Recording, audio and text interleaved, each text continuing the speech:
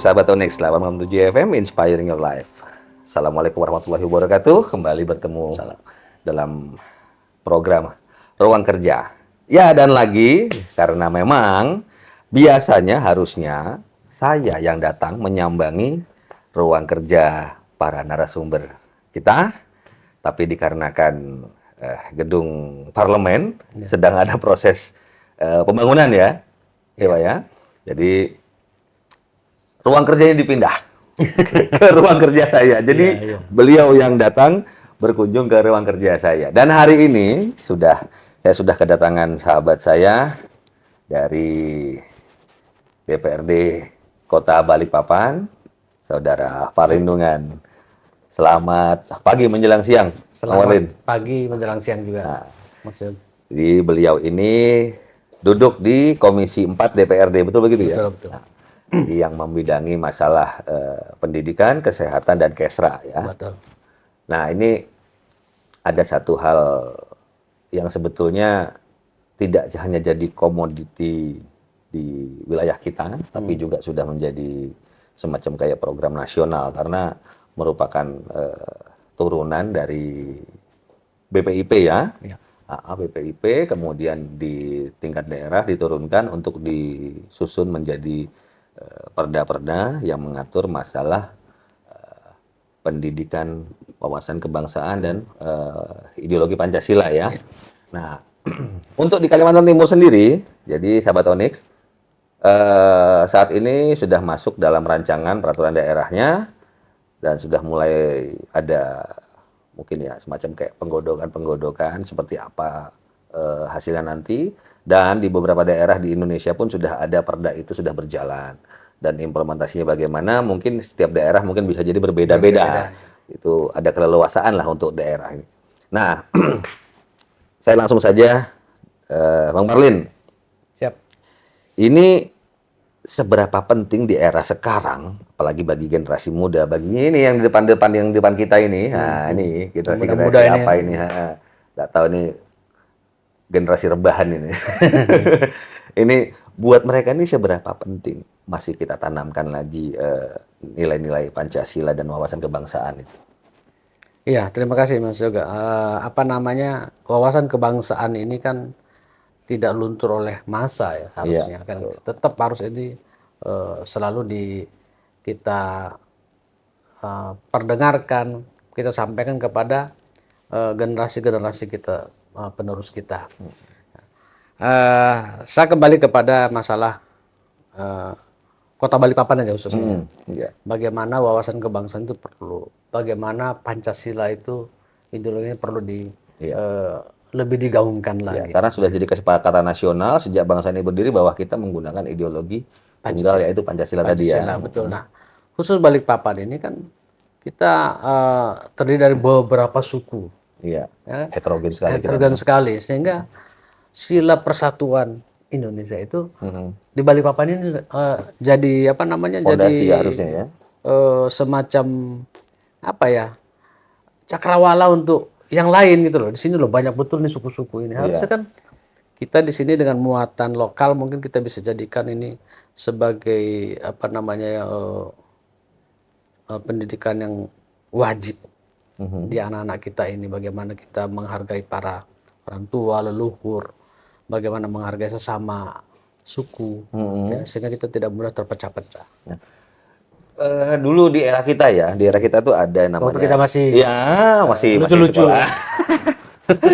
Dulu dari SD, SMP itu ada ya pendidikan moral Pancasila, PMP ya. Betul. Nah, kemudian setiap kali kita mau mulai masuk sekolah itu kita dapat penataran P4. Mulai dari yang namanya 75 jam terpadu, 100 jam sampai dengan 120 jam terpadu. Apalagi buat siswa, mahasiswa, dan kemudian ASN kan pasti ada lah itu jadwal penataran itu. Kenyang lah kita dengan indoktrinasi zaman dulu. Betul. Nah, itu apa bisa jadi pengulangan hal semacam itu atau daur ulang gitu? Jadi sebetulnya dari program-program P4 ya kita zaman kita dulu itu saya anggap itu cukup baik ya sebetulnya untuk membentuk karakter dan juga akhlak kita. Sehingga kita terbentuk dengan baik sesuai dengan iklim dan kondisi di negara Republik Indonesia ini. Jadi semakin kita mengenal budaya, mengenal tata krama, mengenal wilayah-wilayah yang ada di Indonesia ini, rasa kebanggaan itu kan muncul. Iya. Ya kan? Tapi kalau kita tidak mengenal, bagaimana kita mau bangga sebagai seorang bangsa Indonesia? Ya kan? Pepatah apa mengatakan bahwa di mana bumi dipijak, di situ langit dijunjung, kan seperti itu. Harusnya dimanapun kita, sepanjang itu masih di wilayah Republik Indonesia, kita harus juga tahu apa sih yang harus kita lakukan di daerah itu dan seperti apa sejarahnya, bagaimana kita berperilaku, ya kan gitu kan.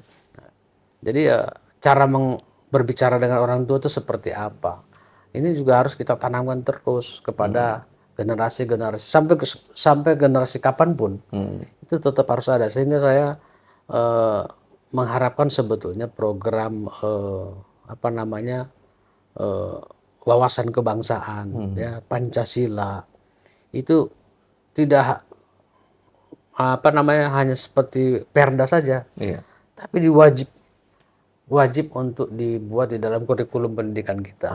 Jadi muatan lokal misalnya? Ya, muatan lokalnya ya tergantung kita ada di mana. Iya, kan? iya. Kita sebagai tambahan untuk itu. Tapi kan dasarnya sudah ada. Gitu ya. Jadi ya kalau dulu mungkin kita waktu P4 ada sedikit pemaksaan. Iya. Ya kan? Mau tidak mau harus kan gitu. Tapi kan kita terima efeknya sekarang, kita juga generasi yang tough, yang tangguh juga dengan apa namanya, kita diberikan penataran P4 dan segala macam. Dan zaman dulu kita semua pasti mengenal yang namanya wawasan Nusantara zaman dulu. Betul. kita kenal semua kayak gitu. Nih mungkin kita coba dulu sama generasi gini, katanya Gen Z di depan kita ini. Kamu Pancasila hafal nggak? Satu apa Pancasila? Sila pertama. 2. Bener. Yang ketiga. 4. 5. Masih hafal, Bang? Hafal. Masih hafal. Hafal dalam konteks Pancasilanya. Ya, pengamalannya. Isinya ya. Tapi pengamalannya. Nah, Ya kan? Apa sih yang dimaksud dengan kemanusiaan yang adil dan beradab? Belum tentu bisa menjabarkan. Apa yang dimaksud dengan persatuan Indonesia? Saya masuk misalnya dalam ormas ini, ormas itu kesukuan nih kan, misalnya gitu kan. Masuk nggak itu dalam persatuan Indonesia kalau kita konflik? Agak sulit gitu. Saya Indonesia, nah harusnya seperti itu kan. Nggak usah dipecah-pecah lagi. Dulu zamannya apa namanya, pergerakan tuh sudah dikatakan Jong Java, Jong Sumatera, Jong Sulawesi jadi satu. Iya, di Eksponen 28 ya. Ya kan. Sumpah Pemuda itu sudah jelas. Sekarang kenapa kita muncul-munculkan lagi? Nah ini kan karena wawasan kebangsaan ke waktu itu sudah nggak diajarkan lagi sekarang. Sehingga muncullah yang namanya organisasi kesukuan. Kalau hanya sekedar sebagai organisasi atau paguyuban, ya kan, untuk bernostalgia tentang kampung halaman, itu nggak ada masalah. Tapi kalau ini dibuat menjadi semacam kayak kesukuan, memblok-blok saya gitu kan, kamu bukan saya bukan kamu. Nah ini terus persatuan Indonesia di mana kan? Iya, betul banget itu. Ya kan. Nah, jadi sehingga nanti muncullah yang namanya pengelompokan yang muaranya jika orang berusaha akan terhalang-halangi. Nah, di mana bentuk keadilan sosialnya kan gitu kan? Kan lari ke sana. Pancasila itu sebenarnya luas. Makanya kita dulu kan P4 itu, penataran P4 itu kita turunannya sampai berapa pasal dan ayat itu kan kita tahu ya. Ya kan. Nah, jadi paling tidak kita sudah bisa mengantisipasi, oh saya kalau begini nanti akhirnya begini. Nah, gitu. Kemudian yang lain juga, anak-anak sekarang ibu kota provinsi aja belum tentu tahu seluruh Indonesia ini. Nggak hafal. Nama menteri hafal nggak? Kalau kita dulu, jangankan nasional, ya kan? Iya, betul. Nama presiden seluruh dunia kita tahu.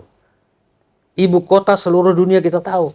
Karena dipelajari. Betul. Gitu. Ilmu bumi ada namanya, ya kan? Iya. Nah, jadi kalau sekarang, coba kalau kita bilang Gorontalo itu di mana sih?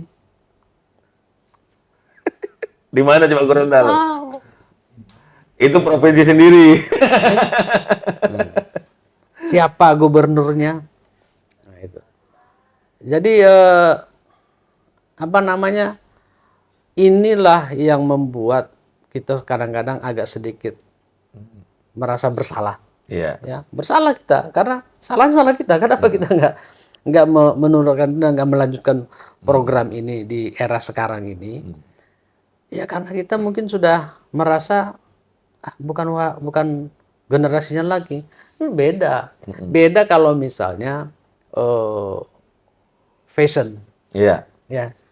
Itu nggak apa-apa. Ya kan bukan generasi kita lagi. It's okay, nggak masalah. Tapi kalau wawasan kebangsaan, budi pekerti, itu sampai kapanpun tidak ada namanya era. Sekarang era nanti, era gini akan berbeda-beda. Enggak. Yang ada adalah itu tetap harus kita tumbuhkan sebagai warga negara Republik Indonesia yang sopan santunnya sangat tinggi. Kita bicara sopan santun, adab, etika, Enggak. itu hitungannya rambu kan. Dan Betul. itu adalah sebuah norma-norma yang bahkan sudah jauh lebih tua daripada undang-undang itu sendiri. Betul. Sudah ada gitu kan. Nah, Pancasila itu selama ini, pengamalan Pancasila selama ini kan kayak semacam rambu-rambu kita dalam kehidupan bernegara dan berbangsa ya. Selama ini yang kita tahu loh ya. Jadi di situ ada nilai-nilai etika, moral dan sebagainya. Nah itu seberapa banyak luntur di era sekarang ini? Kok kenapa harus dibangkitkan lagi semacam pendidikan kebangsaan dan ideologi Pancasila itu? Iya, kalau kita lihat dari generasi muda sekarang, hal simpel dengan anak kita di rumah aja. Iya. Kita ambil skop yang kecil dulu. Di dalam rumah itu, bagaimana luntur sudah etika, ya, perilaku terhadap hubungan antara orang tua dan anak. Sekarang anak, kalau misalnya mau berangkat sekolah, misalnya, ya, yang ada adalah salam dulu dong papi. Iya. Bukan inisiatif anak lagi menyalam orang tua, kita yang menegur mereka gitu. Nah, seharusnya kan kalau kita dulu kan, ya saya berangkat dulu ya, cium tangan. Kita yang datang. Kita yang datang. Kalau sekarang kan kita yang menawar belum salam papi loh, ya kan gitu ya. Kalau ingat papi panggilnya, kalau belum salam abi nih. Salah satu itu hal kecil ya. Kemudian hal-hal yang lain adalah pulang sekolah, lempar tas-tas, taruh di kursi, gitu kan. Kalau kita dulu, orang tua kita akan marah banget kalau kita sembarangan menaruh sesuatu. Artinya apa? Pengajaran disiplin terhadap diri itu sangat ketat zaman dulu, sehingga itu menjadi menjadi fondasi kita kemanapun kita akan melakukan itu, gitu. Contoh negara yang sangat menghargai sopan santun dan kedisiplinan, Jepang atau Korea gitu ya. Kalau kita ke sana itu nggak ada orang misalnya dari taksi, kalau di Korea itu turun kita dari taksi, masuk ke hotel, check in, mau masuk ke kamar, nggak ada yang bawain koper kita. Kita bawa sendiri. Kemudian sarapan pagi, kita taruh di meja aja, kita tinggal itu piring, kita ditegur. Kita harus bawa ke pantry kan. Piring kotor itu ke tempat di sana. Bukan kita nyuci, tapi taruh di sana. Ini apa tingkat disiplinnya luar biasa. Orang Jepang, kalau sama yang lebih tua, tunduknya luar biasa. Tetap mereka budaya itu saya maju mana sih Jepang sama Indonesia? Saya rasa dari segala sisi kayaknya mereka lebih unggul teknologi ya. Tapi bagaimana mereka adat terhadap yang lebih tua dan sesamanya juga memberikan hormat itu luar biasa. Nah, ini di kita ini sekarang nih dibilang miris ya miris, ya kan? Bahwa perilaku etika anak-anak kita ini memang sudah perlu kita benahi kembali, kita tata ulang. Nah, cara menata ulangnya apa? Ya mungkin pelajaran ideologi Pancasila itu perlu kita munculkan kembali. Perlu dimasukkan lagi dalam. Perlu dimasukkan dengan penyesuaian. Kan, sesuai dengan zaman juga. Dengan penyesuaian dengan penyesuaian teknologi dan era informasi sekarang. Kemudian juga masalah wawasan kebangsaan, ya, untuk memunculkan bagaimana mereka bangga dengan negaranya. Sekarang ini coba drakor, Korea oriented sekarang, ya. Semua serba. Kalau Korea itu mereka hafal semua.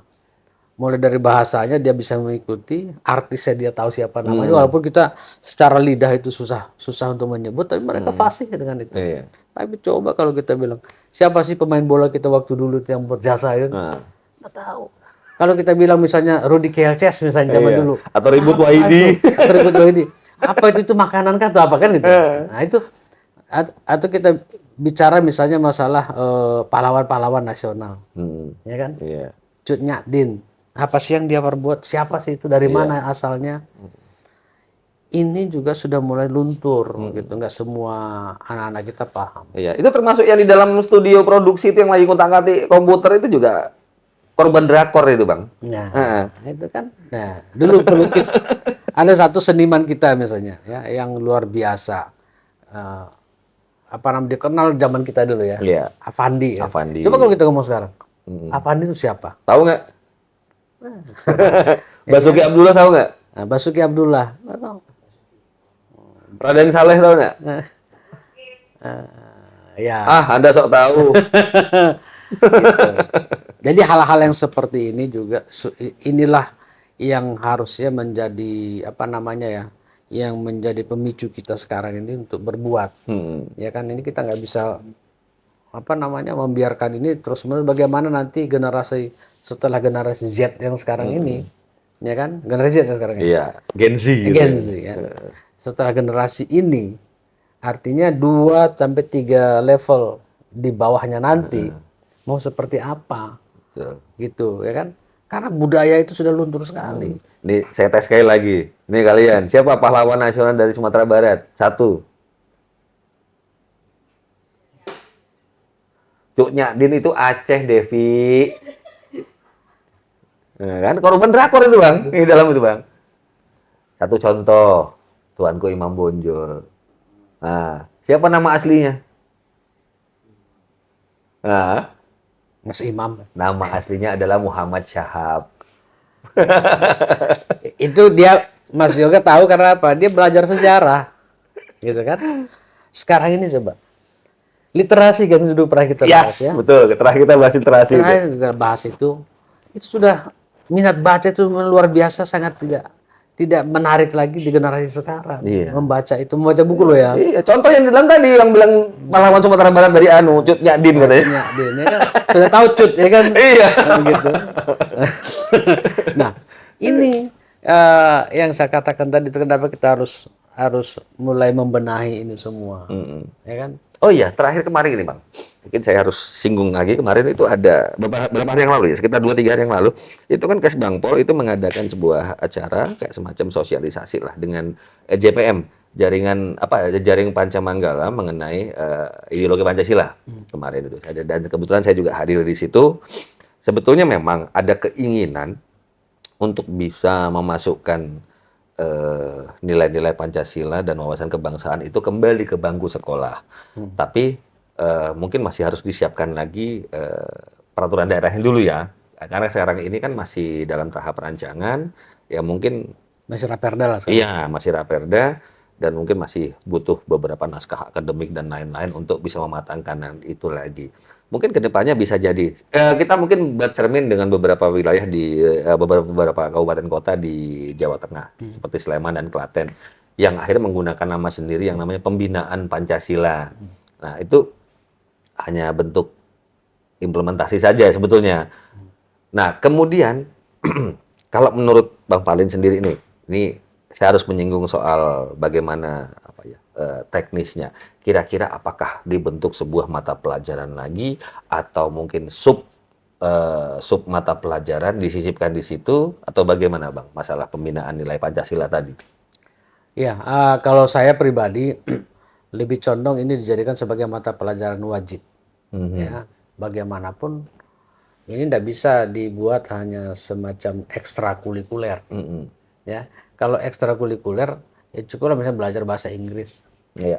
ekstrakurikuler aja itu, nggak usah dijadikan mata pelajaran resmi wajib kan gitu ya. Memasak misalnya, nggak usah. Ini yang penting gitu. Ini adalah tonggak untuk membentuk anak ini mau jadi apa. Karakter ini, wawasan ini gitu. Nah kalau dia misalnya semua gue aja, gimana nanti? Nggak membentuk karakternya menjadi karakter yang tangguh. Terus biarpun dia lulus nanti kuliah atau sekolah, dia juga bingung menjadi apa, karena nggak membentuk dirinya gitu. Nah kalau saya condong ini caranya adalah ini jadikan sebagai mata pelajaran wajib di sekolah, bikin kurikulum itu, ya kan gitu. Kita ini kadang-kadang contoh lah misalnya, bagaimana anak-anak sekarang ini sudah kelas 4 SD tidak bisa menulis. Ada gitu, Pak? Lu banyak.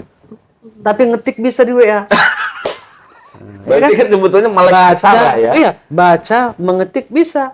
Tapi menulis nggak bisa. Coba, kelas 1 sampai kelas 4 SD. Nah, saya ada lihat di running text TV di Swedia. Itu anak sekolah, Menteri Pendidikannya menyatakan bahwa mulai dari sekarang, anak kelas 1 sampai SD tidak boleh lagi pakai gadget. Tapi mereka akan kembali ke zaman dulu, menulis. Guru menulis di papan tulis, murid membaca sekaligus menulis. Nah ini melatih motorik juga, Bang. Melatih motorik dan melatih juga karakter dan kesabaran di situ. Jadi ini mungkin saya harus flashback ya. Dulu zamannya saya sekolah sampai dengan kuliah. Ini buat kalian juga lah. Saya hobi membaca, tapi saya lebih senang menulis. Kenapa? Kalau kamu membaca, daya serapmu tuh hanya sekian %. Betul. Tapi kalau kamu menulis, sudah pasti otomatis kamu membaca. Betul kan? Nah, betul. Otomatis daya serapnya itu lebih baik. Ini sebagai contoh gampang. Kalian di sekolah nih dulu pernah nggak bikin itu kerpean, contekan kecil gitu? Pasti pernah lah, ya nggak? Tapi akhirnya nggak kebuka kan? Kebanyakan nggak kebuka, benar nggak? Karena apa? Sudah ada di sini. Terserap. Nah, itu contoh sederhananya. Jadi apa ya? Ini Bang, mungkin kalau di generasi sekarang ini kan saya sering jalan-jalan ke kafe-kafe, warung kopi dan sebagainya. Anak-anak main game tuh Pak umumnya sekarang berzikir di depan handphone. Betul. Nah, kok saya mendengarnya begitu mudahnya mereka mengucap kata-kata kasar tadi. Ya. Nah, contohnya kayak ya A, B, segala macam. Itu sedemikian mudahnya kata-kata kasar dan makian itu terlontar dari mulut mereka, walaupun hanya buat mereka itu candaan. Nah, itu apakah juga termasuk concern juga di masa sekarang? Oh, iya, nah itu yang saya bilang tuh adab, etika, perilaku, ya kan? Ini kan sudah mulai perlu kita benahi. Saya tidak katakan sudah mulai rusak, tidak. Tapi kita mulai harus membenahi memang. Betul. Ya, dalam semua hal di diri anak kita ini kita harus mengawasi. Mengawasi bukan dalam konteksnya itu membatasi mereka untuk melakukan adaptasi dengan teknologi ya. Tapi kita mengawasi itu artinya kita ada rambu-rambu yang kita tanamkan buat mereka. Pilihanmu ini loh. Kalau kamu keluar dari rel ini, kamu akan seperti ini kan gitu ya. Nah, kalau di dalam ilmu safety ya misalnya, kita harus mengajarkan mereka itu risk assessment, menganalisa risiko, memetakan potensi masalah. Betul. Kalau saya misalnya ikut dalam kumpulan kelompok ini misalnya ya, resiko apa sih nanti yang akan saya hadapi kalau saya masuk ke sini? Iya, betul. Kan itu harus tahu dan bagaimana cara menghandlenya. Bagaimana mereka menganalisa itu. Nah, ini yang kita terapkan melalui itu tadi itu etika, adab, perilaku, ya kan wawasan kebangsaan itu tadi. Jadi kemanapun mereka, banyak pilihan yang akan mereka hadapi, mereka sudah bisa memilih. Oh ini loh kayaknya lebih safe di sini nih. Karena apa? Dari analisa risiko yang akan saya terima, ya kan lebih kecil seperti itu. Nah hal-hal ini perlu kita benahi lah. Kalau saya sepakat Jangankan perda, kalau saya wajib hukumnya itu untuk dibuatkan kurikulum itu. Ya. Ini beberapa waktu yang lalu ya, kita flashback lagi mungkin beberapa minggu atau belum lama lah. Ini kan marak aksi bullying di kalangan anak-anak Ya, ya. remaja lah. Mulai yang bahkan sampai perempuan. Perempuan berani bahkan bisa melakukan perundungan juga ke temannya. Sampai menangis segala macam. Kemudian ada kekerasan fisik juga di situ. Nah, itu apakah bisa dibilang juga salah satu urgensinya kita menanamkan kembali nilai dan etika moral tadi di kalangan anak-anak? Iya, ilmu pertama yang dimiliki oleh seorang anak adalah dari rumah. Ah ya, madrasah pertamanya Madrasah sekolah. pertamanya dari rumah. Nah, kemudian mereka akan terbentuk dari pergaulan, kan gitu ya. Tapi kan dasarnya, pondasinya yang harus kita berikan. Makanya kalau dari rumah ini, dengan situasi sekarang ini orang tua gak dua-duanya kerja misalnya, Ya. nah makanya kita buat kurikulum itu harus wajib di sekolah. Iya. Gitu. Buatkan itu untuk membentuk pondasi yang kokoh kepada anak-anak kita, bagaimana mereka berbangsa dan bernegara, bagaimana mereka melakukan sosialisasi dengan etika dan adab yang baik, Iya. dengan bahasa yang bagus juga, kan gitu. Jadi mereka tahu lah bagaimana cara menyikapi bila terjadi aksi perundungan, atau mungkin dirinya yang berpotensi di korban, dia tahu bagaimana cara menyikapinya, begitu Bung Iqbal? Betul sekali. Perundungan ini memang sekarang kan luar biasa marak ya. Kita Verbal juga banyak. betul. Tapi ada juga perundungan yang mereka tidak sadar sudah melakukan itu. Ya kan, Kak? Karena di sekolah pun seperti itu, ya kan? Saya ada anak sekolah. Mereka melakukan perbuatan yang mungkin dulu pernah saya cerita di sini, lucu-lucuan sama temennya. Iya. Ya, dengan gadget, di video temennya, ya kan? Betul. Dengan membuka sedikit Pakaiannya. pakaiannya di video, Iya. di-share ke temennya yang di situ juga, ya kan? Iya. Tapi hanya niatnya apa? Hanya untuk lucu-lucu, Bercanda. bercandaan saja. Lucunya dari sisi teknologi, gadget. Tapi kalau candaan ini kita pandang dari sisi etika, Iya. lepas gadget nih, ini nggak baik ini, kan gitu kan? Mempermalukan seseorang. Sampai anak ini dihukum, diskorsing, kan gitu kan? Selesai skorsing, anak ini masuk lagi ke sekolah. Tapi setiap ada kesalahan murid yang lain, guru selalu bilang, ini juga dulu seperti itu. Ini anak ini sudah baik nih, udah 6 bulan yang lalu mungkin dia melakukan itu. Dia sudah lupa, dia sudah enjoy lagi dengan komunitas di sekolahnya. Tiba-tiba selalu diingatkan terus sama gurunya, dulu kamu berbuat begini, dulu kamu ini bullying juga secara tidak sadar. Iya. Gurunya membuling juga. Bullying kan secara tidak sadar dia, bahwa anaknya akan terluka lagi gitu. Betul. Akhirnya apa?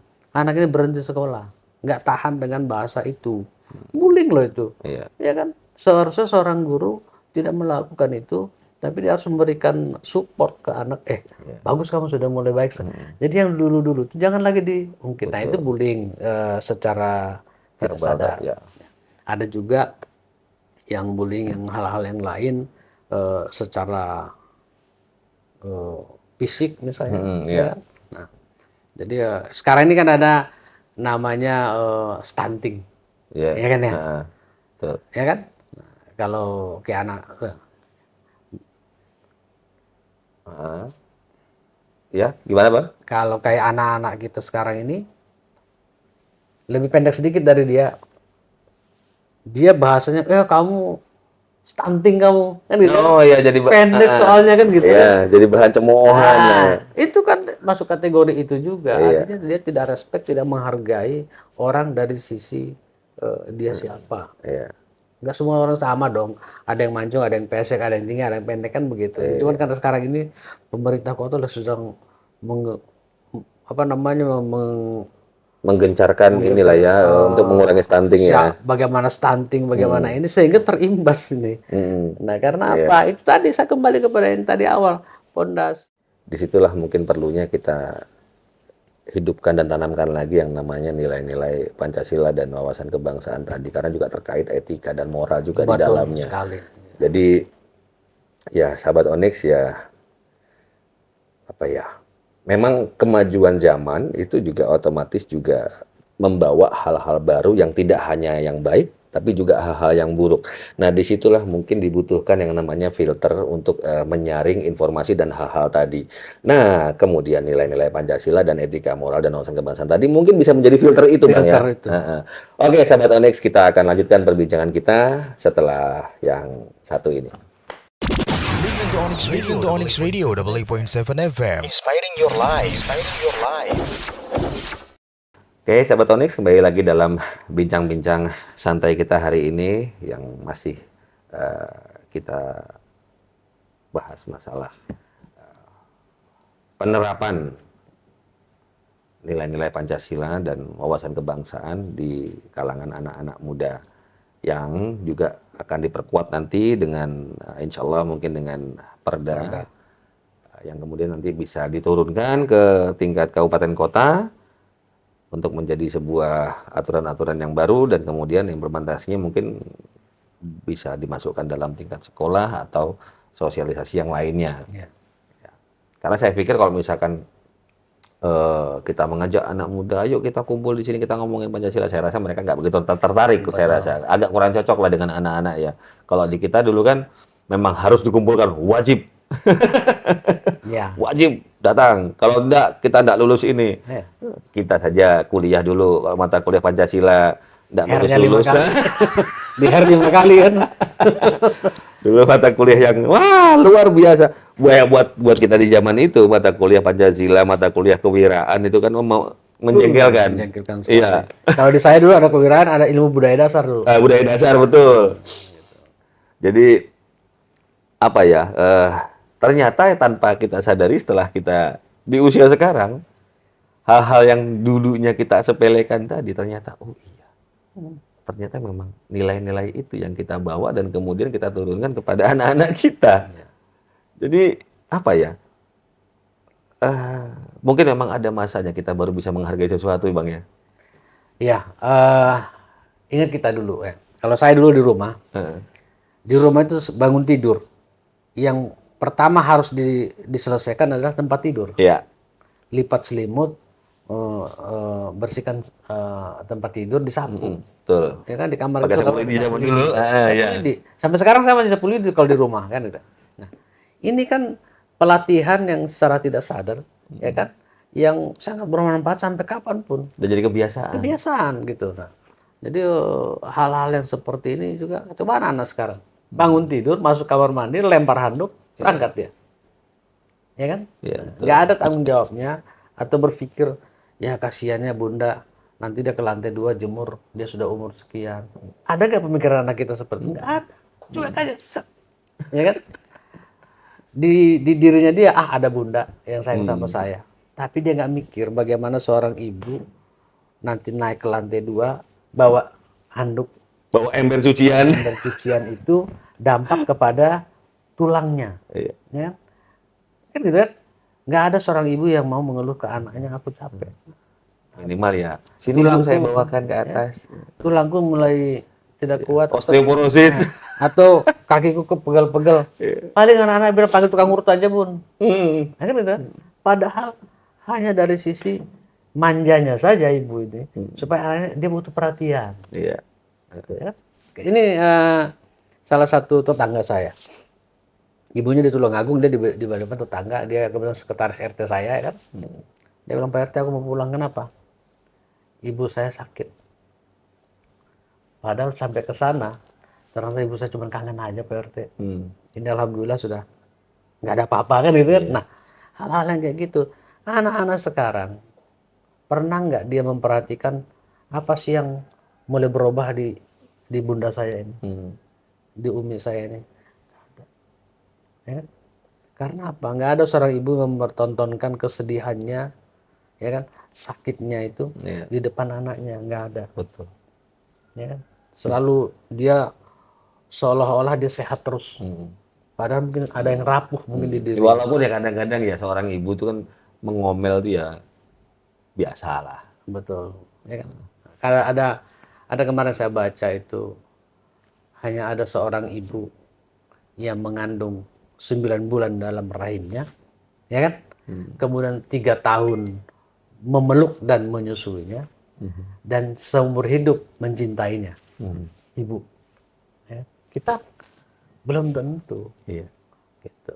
Ini makanya saya bilang salah satu item-item yang perlu kita masukkan dalam muatan-muatan nanti kalau ini dijadikan sebagai kurikulum.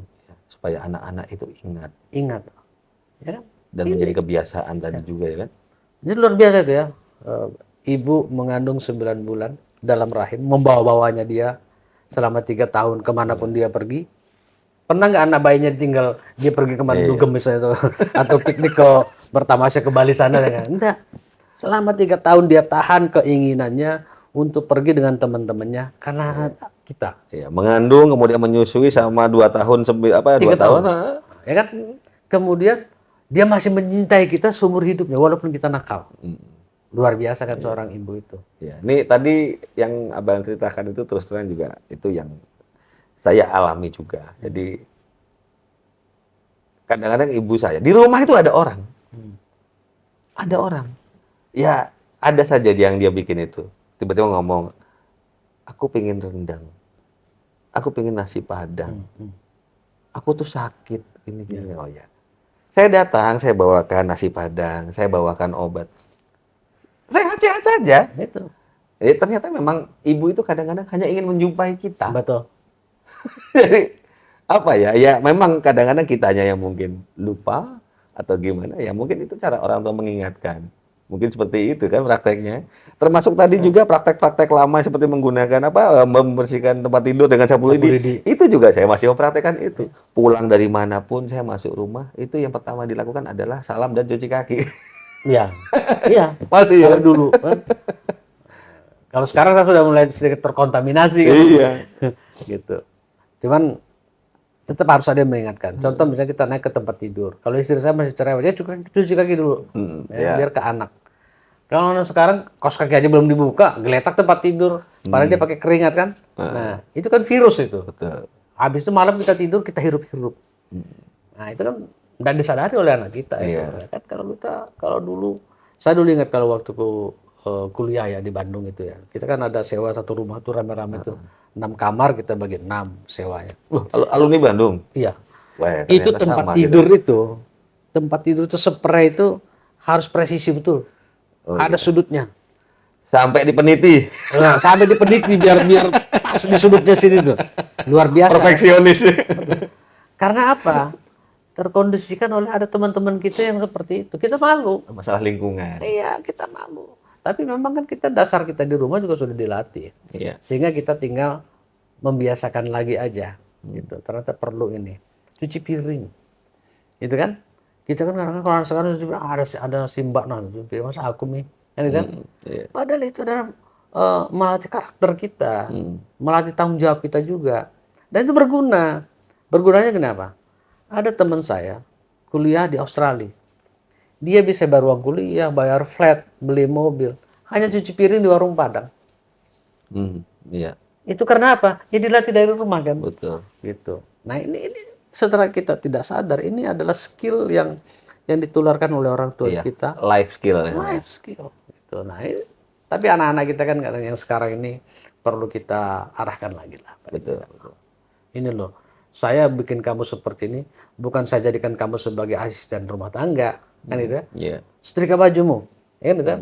Nah, bajumu coba taruh masukkan mesin cuci yang putih-putih dulu. Iya. Ya, jangan kamu campur.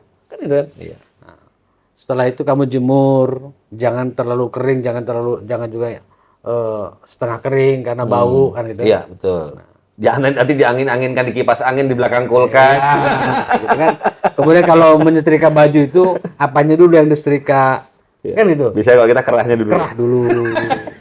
Nah, ya kan? Ya, zaman kita seragam pakai ada. dilipat-lipat. Ya, dari sini.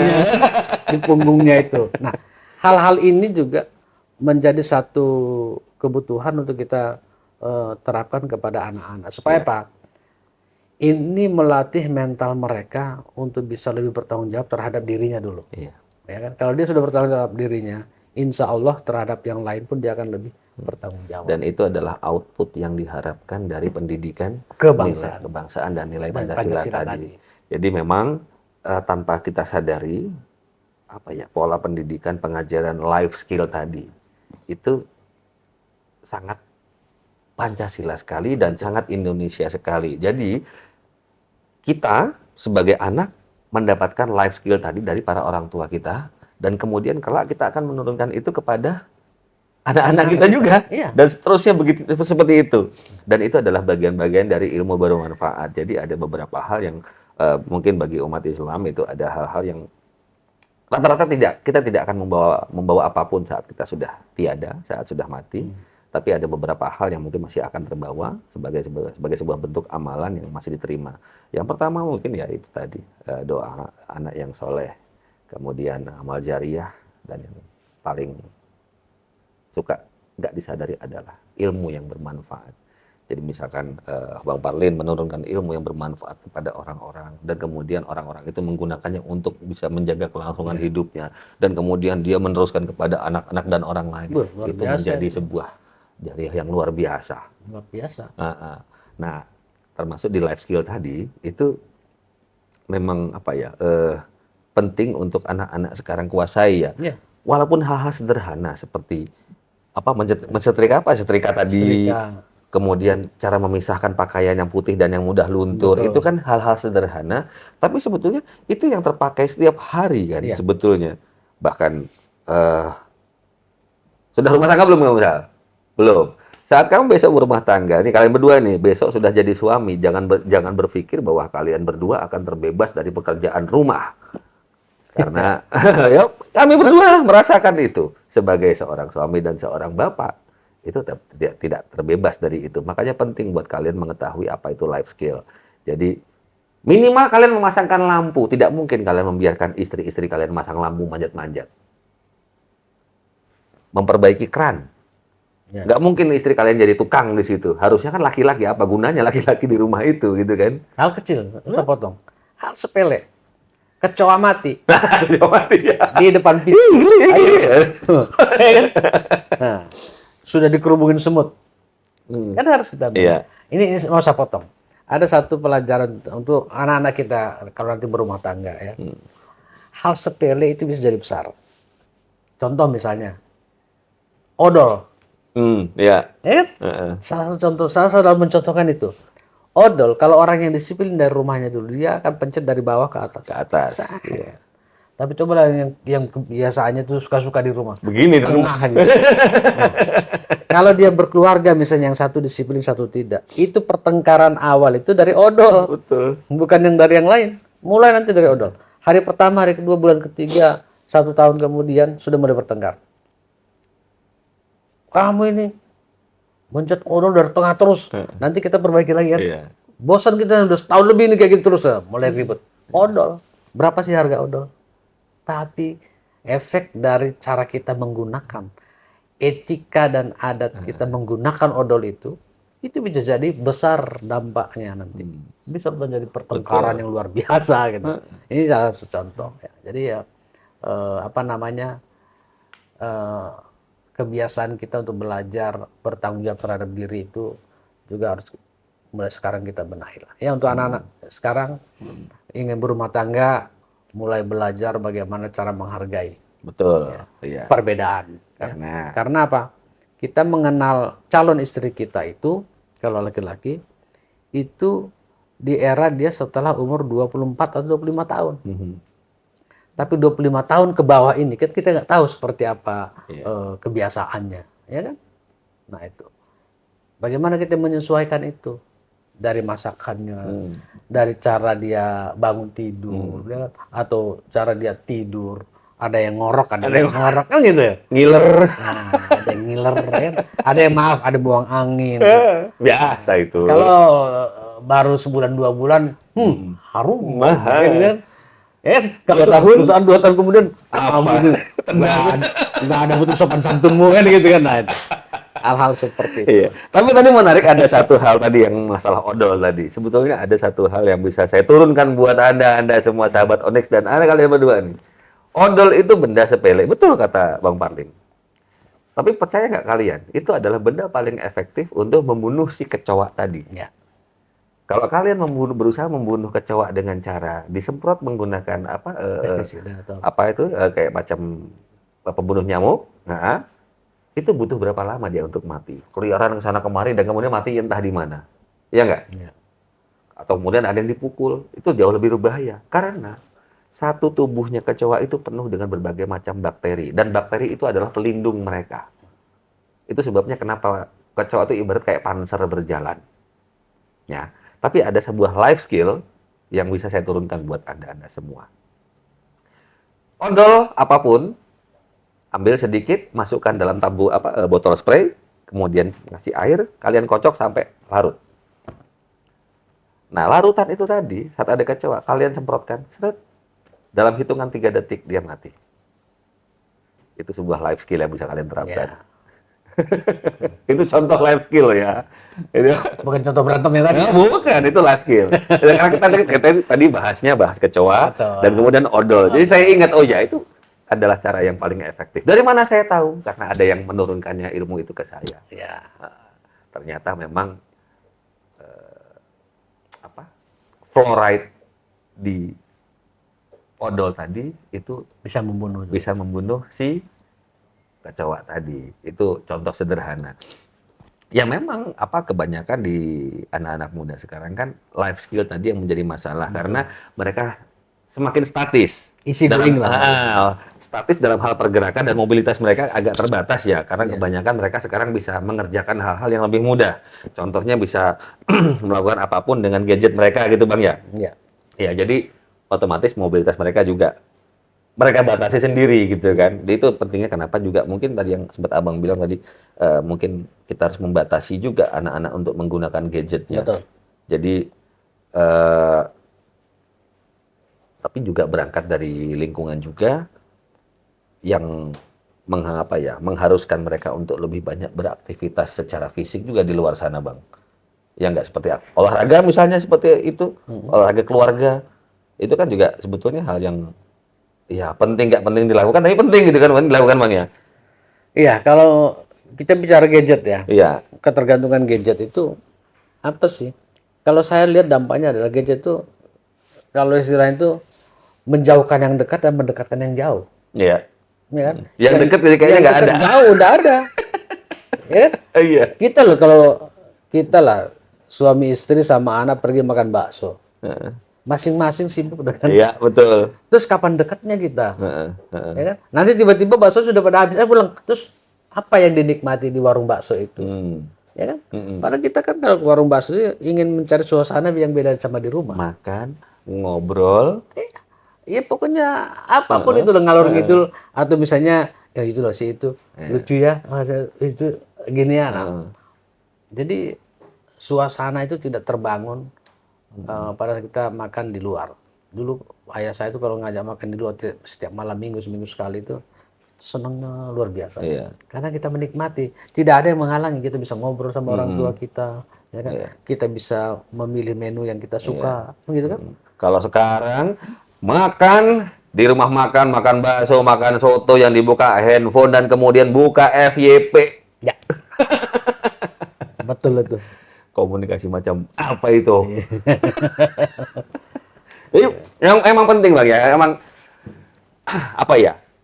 Gadget tadi emang sebuah perangkat komunikasi. Betul. Tapi justru bisa berpotensi mematikan komunikasi tadi. Ya. Ya, jadi apa ya? Kita perlu tapi kita harus menempatkan ini dalam posisi kegunaannya. Saya kembali ke mobil, kendaraan roda 4. Kalau ayah saya bilang, kamu beli kendaraan bukan untuk menaikkan gengsimu, tapi azas manfaatnya untuk apa? Iya. Contoh lah, Bang. Papi ini bisa beli mobil sport 2 pintu. Tapi kalau saya pakai di Bali Papan, pakai di mana? Iya. Macet. Saya taruh pakai Muara Badak, nggak nyampe ke Muara Badak itu. Kandas. Kandas. Nah, tapi kan secara gengsi, saya butuh dong ini. Iya, betul. Nggak bisa. Gitu ya. Jadi ya kita juga semua harus apa ya? Asas manfaat. Gadget ini juga manfaatnya yang mana untuk kita. Sekarang ini loh, saya miris kadang-kadang. Seorang ibu kasih gadget ke anaknya, hanya ingin mengalihkan perhatian anak supaya nggak ganggu dia Supaya nggak nonton rewel. drakor. Iya. Kan?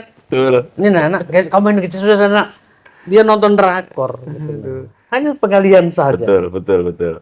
Ya, itu realita memang. Realita. Di zaman sekarang gitu kan. Bahkan begitu sampai anak-anak yang sudah terbiasa dengan gadgetnya pun, bahkan untuk bertegur sapa dengan orang rumahnya pun jarang. Nah, itu saya tanya sama kalian-kalian ini, hobi main game pasti kan? Ini dari wajah-wajahnya ini wajah-wajah mabar semua ini. Iya, kan? iya. Terakhir kali kalian mencium kening ibu kalian kapan? Lupa sudah itu. Hah? Nggak pernah mungkin, Nah. ya kan? Itulah pentingnya adab, etika, dan nilai-nilai Pancasila tadi. Pancasila Betul Bang ya? Betul. Nah, Ya kan? oke, sebagai apa ya, penutup lah karena nggak terasa sudah Hampir 5 hari kita. hampir 5 hari kita di sini, nggak terasa. Ini Bang, jadi saya minta statement dari Bang Parlin mengenai pentingnya untuk menghidupkan atau membumikan lah, jangan menghidupkan, masih hidup sebetulnya Pancasila itu, membumikan kembali nilai-nilai Pancasila dan wawasan kebangsaan di kalangan generasi muda itu, menurut Bang Parlin bagaimana seharusnya? Iya, yang pertama untuk kita tadi dikatakan Mas Yoyo, membumikan kembali etika ya, bagaimana berbangsa, bernegara, berwawasan kebangsaan itu dimulai dari sisi bahasa, ya. Bagaimana kita berbahasa ke dunia luar. Kalau dulu kan ada zamannya Yus Badudu almarhum. Ya, betul, pakar bagaimana, bahasa itulah. berbahasa Indonesia yang baik. Baik dan benar, Dan betul. benar kan gitu kan. Nah, kalau sekarang ini kan enggak. Jadi, nah ini perlu kita kembali. Artinya apa? Wawasan kebangsaan itu juga bukan hanya melulu hal yang misalnya saya mengenal pahlawan, saya mengenal wilayah, ya kan? Tapi bahasa, cara kita berbahasa yang beradab itu bagaimana? Bertutur. Bertutur kata dengan yang lebih tua, dengan yang lebih muda, kan gitu ya. Kalau misalnya dari intonasi suara, gitu kan? Kalau misalnya kita intonasi tinggi suaranya, kalau sama orang Sulawesi, orang Sumatera, khususnya orang dari Sumatera Utara, itu hal yang biasa. Tapi betul. coba kalau kita bicara itu dengan orang dari Solo, dari Sunda, itu mereka merasa tersakiti. Ya kan? Ini suaranya tinggi betul orang ini kan gitu, marah kan apa? Nah itu. Jadi kita mengenal di mana kita berada, kemudian juga kita beradaptasi dengan suasana di situ. Kita juga mengenal adat istiadatnya seperti apa. Jadi ini bagaimana kita mengajarkan anak-anak kita ini nanti untuk lebih beretika, ya, untuk lebih beradab, menghargai tanah airnya dengan wawasan kebangsaan tadi, ya kan. Kemudian juga menjaga persatuan itu yang ada di dalam butir Pancasila itu tadi. Seperti itu. Oke. Mungkin ya sekedar mengingatkan lagi. Saya ingat waktu pas kejuaraan Piala AFF zaman dulu sepak bola. Sebelumnya kita menyanyikan lagu kebangsaan Indonesia Raya itu mungkinnya biasa saja, sekedar berdiri tegak, sikap sempurna dan bernyanyi. Tapi saat ada momentum seperti itu di stadion itu, dan kebetulan saya ada di situ menyanyikan lagu Indonesia Raya itu seperti memiliki sebuah spirit atau nyawa. Memang Nasionalismenya bangkit. betul, bangkit tanpa terasa. Dan kemudian saya sadari ternyata segitunya saya mencintai negara ini. Ya. Nah, saya tertarik dengan itu tadi ya.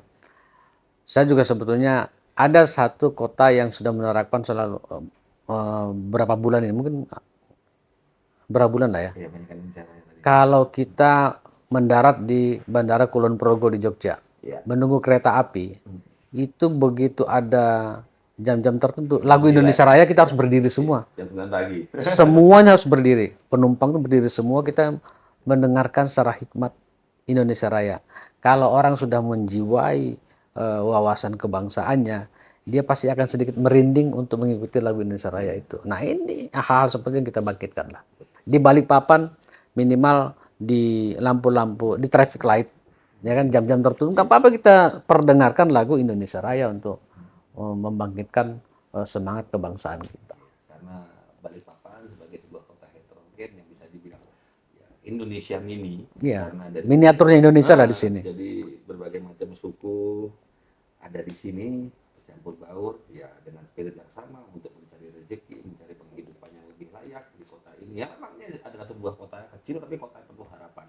Ya Bang ya. Betul.